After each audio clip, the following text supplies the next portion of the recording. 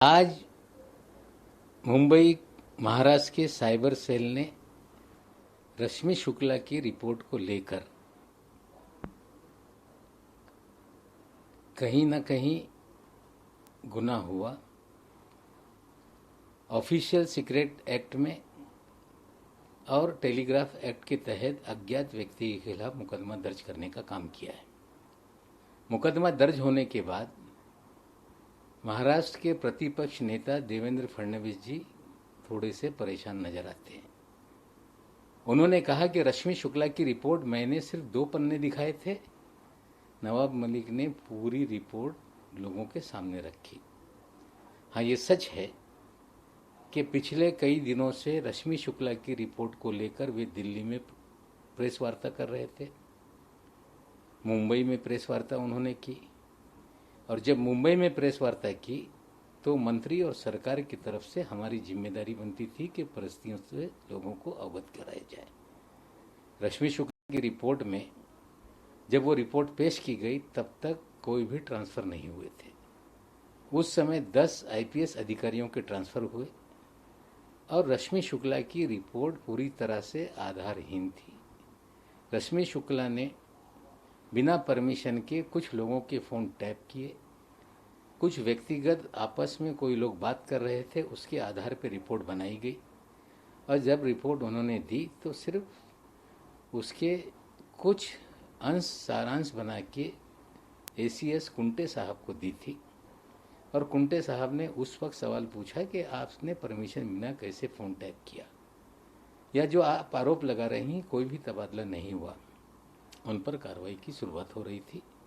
व्यक्तिगत कारणों से उनके पति का देहांत हो गया था, बच्चों का हवाला देके कहीं ना कार्रवाई रोकी गई, ये सच्चाई है। लेकिन जिस तरह से रिपोर्ट के नाम पे भ्रम फैलाया गया, सरकार को बदनाम किया गया, सरकार के मंत्री को बदनाम किया, कुछ अधिकारियों की छवि खराब हुई, निश्चित रूप से ये गुनाह है और मुकदमा दर्ज हुआ है। मुकदमा दर्ज होने के बाद देवेंद्र जी ज़्यादा परेशान हैं। नीरज गुंडे नाम का एक व्यक्ति जो देवेंद्र जी का बहुत करीबी है, जो मंत्री रहते हुए देवेंद्र जी उनके मकान पे जाते रहे, वो लगातार वर्षा में रहता था, वो व्यक्ति सीपी के दफ्तरों में रोज नजर आता था, वो व्यक्ति डीजी ऑफिस में जाता रहा है, वो व्यक्ति मुंबई म्यूनिसिपल कमिश्नर के दफ्तर में नजर आता रहा है। वो व्यक्ति कौन है जिसने सबसे पहले इस रिपोर्ट को लेकर ट्वीट किया था? और देवेंद्र जी जिस तरह से इस रिपोर्ट के आधार पर सरकार को बदनाम कर रहे थे, हाँ, मैंने खुलासा करते समय एक एक आरोपों को विस्तारित रूप से हमने जवाब दिया और उनके आरोप बेबुनियाद थे, झूठे थे, हमने सिद्ध कर दिया। आज देवेंद्र जी कह रहे हैं कि नवाब मलिक ने और जितेंद्र आवाड़ ने रिपोर्ट तैयार की और कुंटे साहब ने दस्तखत किया है। हाँ, तुम जो आरोप लगा रहे थे वो बेबुनियाद थे, हमने जो बातें रखी वो सच्ची थी। रिपोर्ट में वो सारी चीज़ें इसलिए हैं कि वो सच्चाई है। रिपोर्ट 5 पन्ने की नहीं है, एक पूरा सारे एविडेंस के साथ, पूरे एनेक्चर के साथ रिपोर्ट रखी गई है। सत्य के आधार पर रिपोर्ट बनी। ये कहना कि चीफ सेक्रेटरी नवाब मलिक की रिपोर्ट बनाने से दस्तखत कर देंगे, कहीं ना कहीं एक ईमानदार अफसर पे सवाल खड़ा किया जा रहा है।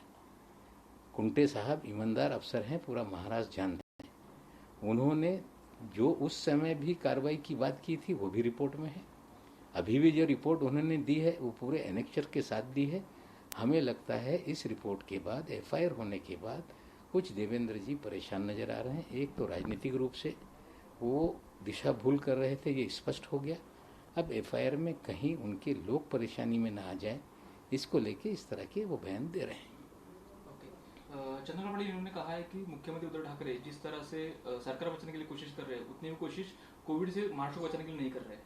चंद्रकांत पाटिल जी को सरकार हमें बचाने की कोई ज़रूरत नहीं और मुख्यमंत्री सरकार बचाने का कोई प्रयास नहीं कर रहे हैं। लेकिन आप लोग लगातार सरकार बनाने में विफल हो गए, आप लोग सरकार गिराने में विफल हैं, तो सरकार बचाने का कोई प्रयास ही नहीं है। लेकिन सरकार गिराने का प्रयास विफल हो रहा है, ये सच्चाई है। सर मराठी ज्या पद्धतीने महाराष्ट्राचे विरोधी पक्ष नेते देवेंद्र फडणवीस साहेबांनी सांगितलेलं आहे की रश्मी शुक्लाचा अहवाल नवाब मलिकनी सार्वजनिक केला. रश्मी शुक्लाच्या अहवालाचा आधार घेऊन देवेंद्रजी कुठेतरी दिल्लीमध्ये प्रेस वार्ता घेऊन या सरकारवर आरोप लावत होते. सरकार बदल्यांमध्ये पैसे खाते असा आरोप होत होता. तदनंतर त्यांनी मुंबईमध्ये प्रेस वार्ता घेतली. गृहसचिवांना ते भेटले, केंद्रीय राज्यपालाला भेटले. जेव्हा मुंबईमध्ये त्यांनी प्रेस घेतली तेव्हा खुलासा करताना हे रश्मी शुक्लाचा रिपोर्ट काय आहे, बेकायदेशीरपणे फोन टॅपिंग करण्यात आला. रश्मी शुक्लाचा अहवाल सादर झाल्यानंतर तोपर्यंत कुठल्याही बदल्या झाल्या नव्हते आणि नंतरच्या काळामध्ये काय बदल्या झाली ते सांगताय. 12 नावा त्याच्यात आहे. महाराष्ट्र पोलीसमध्ये बदल्या होत राहत आहे. पण बदली पोलीस एस्टॅब्लिशमेंट बोर्ड हे ACSच्या अध्यक्षतेखाली ते रिकमेंड करत आहे. बदली 2 नंबरचा जो बोर्ड आहे त्याच्यात DG अध्यक्ष असताना ते रिकमेंड करत आहे. म्हणजे कुठेतरी महाराष्ट्र पोलीसला बदनाम करण्याचं काम पण कुठेतरी देवेंद्रजी करत आहे. ते सांगताय की नवाब मलिकने हे अहवाल फोडला. मी विचारू इच्छितो की आता गुन्हा दाखल झाल्यानंतर ते का घाबरताल्याचा संदर्भ देऊन कुठेतरी ट्विट केला होता. तो यांच्या जवळचा असताना त्याच काळामध्ये यांना तो सगळं कागद त्यांनी दिला असेल. त्याला कागद कोण दिला हे मोठा प्रश्न आहे. आता गुन्हा दाखल झाल्यानंतर